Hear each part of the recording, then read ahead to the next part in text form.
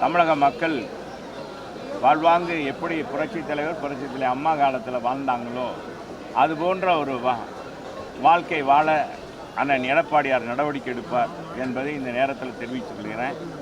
எனவே அவர் தலைமையிலான கூட்டணி மீண்டும் தமிழகத்திற்கு ஆட்சிக்கு வரும். ஆட்சிக்கு உறுதியாக வெற்றி பெறுவார். எடப்பாடியார் தான் 2026 முதலமைச்சர். மின்மினி பூச்சிகள் எல்லாம் இங்கே வெளிச்சம் தராது. உண்மையான வெளிச்சம் தரக்கூடியவர் எங்களுடைய புரட்சி தமிழர் எடப்பாடியார் என்பதை தெரிவிக்கிறேன். சொல்லுங்க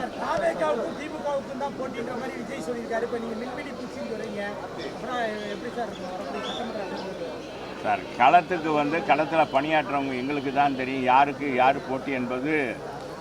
மக்கள் தான் எஜமானது. இது சினிமா வசனம் இல்லை.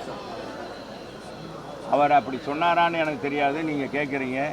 நீங்கள் பாட்டு ஊடகங்கள் ஏதாச்சும் ஒரு கேள்வியை போட்டுட்டு அப்புறம் செல்லூர் ராஜு ஏதாச்சும் சொன்னார், விஜயை சாடினார். ஏப்பா, முதல் ஆண்டில் தொடக்கத்தில் எல்லாரும் மகிழ்ச்சியாக இருக்கணும் வேண்டிட்டு வந்திருக்கோம்.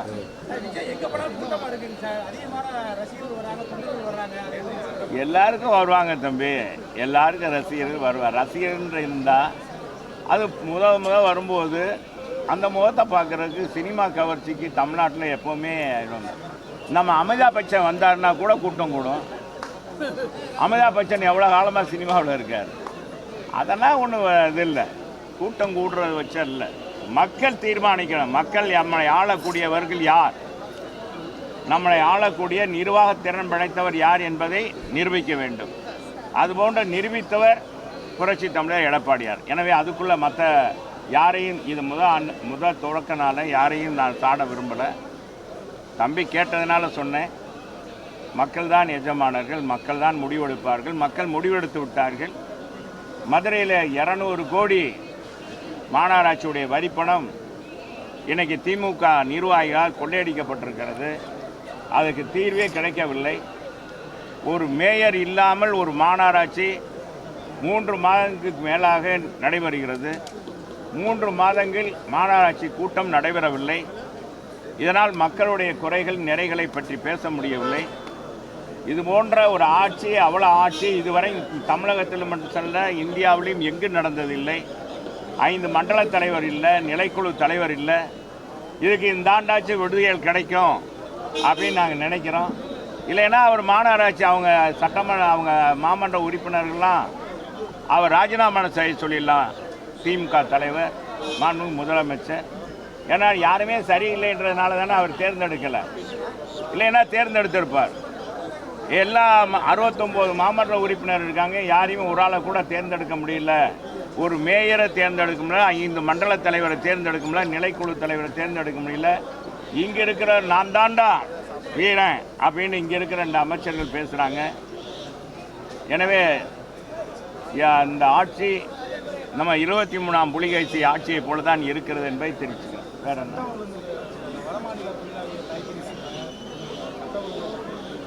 நாங்கள் தமிழ்நாட்டில் போதை கிறுக்கு போதையாக இருக்கிறது.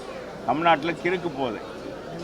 அந்த போதை அடித்தாலே சரி, என்ன செய்யறேன்னே தெரியும். அதனால் 5 வயசு பாப்பாவிலேருந்து 85 வயசு பாட்டி வரைக்கும் இந்த நாட்டில் தமிழகத்தில் பெண்களுக்கு பாதுகாப்பே இல்லாத சூழ்நிலை இருக்குது. கற்பழிக்கப்படுறாங்க. எனவே அவங்க இது இந்த போதையை ஒழிக்கணும் அப்படின்றது.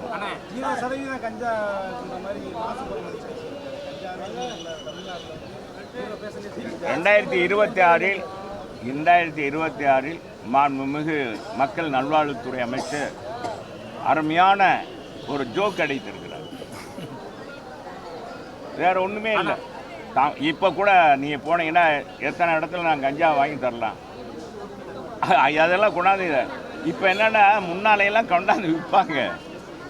இப்போ ஆன்லைன்லேயே விற்கிறாங்க. எல்லாம் அவங்களும் வலைதளத்துக்கு போயிட்டாங்க. அப்போ அவங்களும் வலைதளத்துக்கு போயிட்டாங்க. போதை கடத்துறவங்க, இந்த கஞ்சா கடத்துறவங்க கூட பார்த்தீங்கன்னா, கஞ்சா வைக்கிறவங்க கூட டோர் டெலிவரி பண்ணுறாங்க.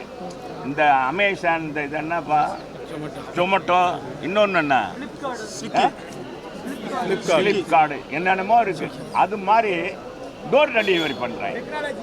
டெக்னாலஜி இம்ப்ரூவ் ஆயிடுச்சு. எல்லாத்துலேயும் கஞ்சாவிலையும் இம்ப்ரூவ் ஆயிடுச்சு. சரி, வாழ்த்துக்கள். வட மாநிலத்தில் அந்த பையனை போட்டு கத்தியால வெட்டுறதெல்லாம் ரொம்ப வைரலா போச்சுன்னா சட்ட ஒழுங்கு எப்படி இருக்குன்னு நினைச்சீங்கன்னா? அது 2வது நாள். முதல் நாள் நடந்தது தெரியுமா? ஒரு 3 போலீஸ் இருக்காங்க, 3 போலீஸே அடிக்கிறான். ஒருத்த விரட்டு டே அப்படின்னு விரட்டிட்டு போகிறான். போலீஸ் பயந்துட்டு போகிறாங்க. ட்ரெஸ் போட்டிருக்காங்கங்க, விரட்டுறான். இந்த பக்கம் விரட்டுறான், இந்த பக்கம். 2 பேர் போலீஸ் ஸ்டேஷன் கொண்டு போகிறாங்க. காவல் நிலையத்தில் கொண்டு போனால் காவல் நிலையத்தையே சூறையாடி விட்டா. எஸ்ஐ இருக்கிறாரு, சப் இன்ஸ்பெக்டரு எல்லாரும் இருக்காங்க. எல்லாத்தையும் சதாய்க்கிறான். அது முதல் நாள். அடுத்த நாள் வட மாநிலத்தில் வெட்டுறான். அம்பாட்டு சதக்குன்னு. அந்த பையன் பாவம், என்ன மொழியும் தெரியல, எதுக்குடா வெட்டுறான்? தமிழ்நாட்டுக்கு வந்த பாவமா? ஏன்னா நான் வேலைக்கு தானே வந்து என்னையப்பா வெட்டுறீங்கன்ற மாதிரி இருக்குது. பாவமாக இருக்குது. எல்லா பெண்கள்லாம் ரத்த கண்ணீர் வடிக்கிறாங்க. அது ஒன்றும் போதாதா இந்த ஆட்சியை மாற்றுறதுக்கு? என்ன சொல்கிறீங்க? சரி, வர்றேங்கப்பா.